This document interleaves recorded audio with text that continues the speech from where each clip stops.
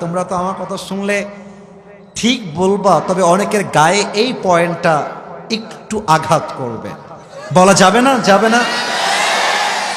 আজকালকার যুগে সতীত্ববান নারী খুঁজে পাওয়া বড্ড মুশকিল হয়ে গেছে।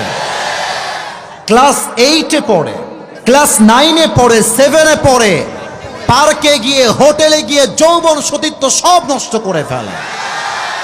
কিন্তু অবাক লাগে সেই মেয়েদেরকে দেখে, যেই মেয়েগুলো বিয়ের আগে সতীত্ব নষ্ট করে দেয়, চরিত্র নষ্ট করে দেয়, অমুক ছেলের সঙ্গে নষ্টামির সম্পর্ক, শারীরিক সম্পর্কেও জড়িয়ে যায়।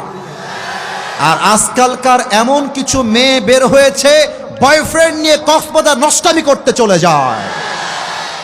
আর এই মেয়েগুলো বিয়ের সময় বলে কি, আপনি আমার জীবনের প্রথম পুরুষ, আপনার আগে আমার জীবনে কেউ আসে নাই। টাটকা নাম্বার বাটপার এইটা যুবক ভাই।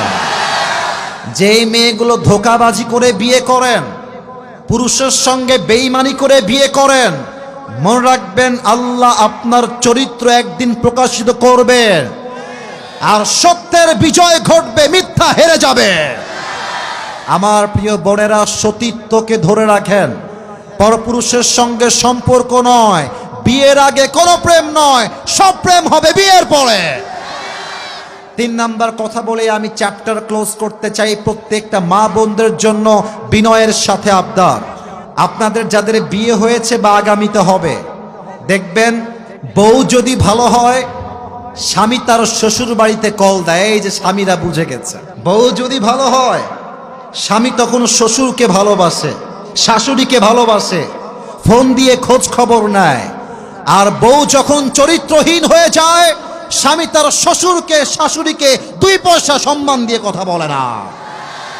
আল্লাহ আমার প্রিয় মা বোনদেরকে এই বিডিআরের বইয়ের মতো সতীত্ববান, চরিত্রবান এবং সততার জন্য স্বামীর সাথে আজীবন থাকবে এমন প্রত্যেকটা মা বোনকে আল্লাহ হওয়ার তৌফিক দান করুক। পড়েন সবাই আমিন।